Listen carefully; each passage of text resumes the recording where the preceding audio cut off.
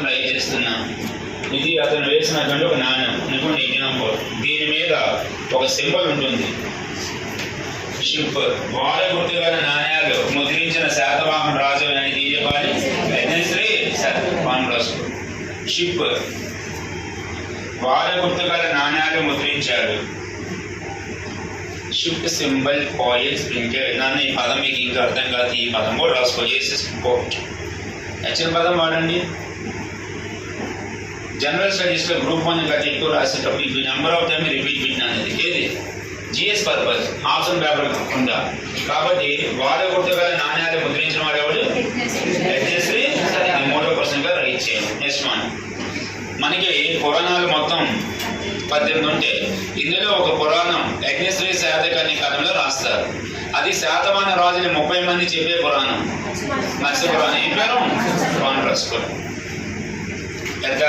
మత్స్య పురాణం రోడ్. ఈ సమయంలో మత్స్య పురాణం రాయబడింది.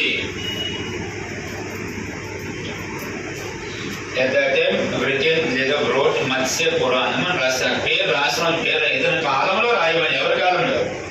యజ్ఞశ్రీ. సరే, ఆ పురాణం పేరు ఏం పేరు? మత్స్య పురాణం ప్రకారం శాతవాహన రాజుల సంఖ్య. వాయు పురాణం ప్రకారం లో చేయాలి. ఈ వారం గ్యాప్ వస్తుంది, అదే పెట్టుకోండి.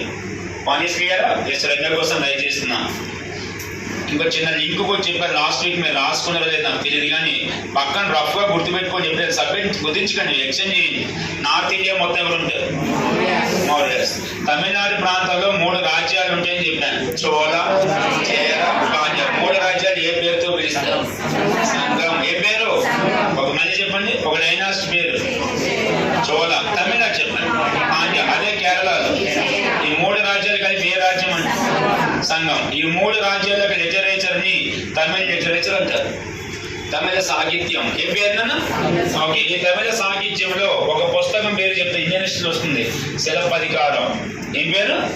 శిలపధికారం అనే బుక్ ఉంటుందన్న. సంగమ సాధి మోస్ట్ ఇంపార్టెంట్ బుక్. ఈ శిలపధికారంలో ఇతని పేరు రాస్తుంది. ఎవరి పేరు? యజ్ఞశ్రీ. తమిళ సాహిత్యంలో పేర్కొన్న ఏకైక శాతవాహన రాజు యజ్ఞశ్రీ. ఆ చెప్పే పుస్తకం శిలపధికారం. తమిళ సంగమ యుగంలో వచ్చే బుక్ అది. శిలపధికారం. ఏం పేరు? రాసుకోండి. Yajnashri name mention. పాయింట్స్ తగ్గించుకోండి. మెన్షన్ ఏం కాదు. యజ్ఞశ్రీ శాతకర్ణి పేరు. Yajnashri Satakarni name mention in Tamil literature. First పదం రాయండి. యజ్ఞశ్రీ శాతకర్ణి పేరు తమిళ సాహిత్యంలో రాయబడింది. రాసారా? తమిళ బుక్ నేమ్. తమిళ పుస్తక కంటిన్యూషన్. తమిళ పుస్తకం పేరు శిలపాధికారం.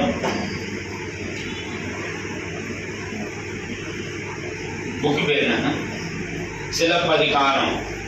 మన స్టేట్ కాదు, ఆ స్టేట్ బుక్. ఏ స్టేట్? తమిళ సాహిత్యంలో పేర్కొన్న బుక్ పేరు ఏం పేరు? ఎవరి పేరు రాశారు? కానీ ఆ బుక్ లో యజ్ఞశ్రీ పేరు యజ్ఞశ్రీ శాతకర్ణి అని రాయలేదు. ఆ పుస్తకం ప్రకారము యజ్ఞశ్రీ పేరు ఏంటని అడిగాడు. అది కోసాండ సత్తాన్. ఎవరి పేరు? Book continuation. ఈ పుస్తకం ప్రకారము యజ్ఞశ్రీ నేమ్ కోసాండ సత్తాన్. POSANDA. కోసాండ సత్తాన్. POSANDA. కోసాండ సత్తాన్. SATTAN. కోసాండ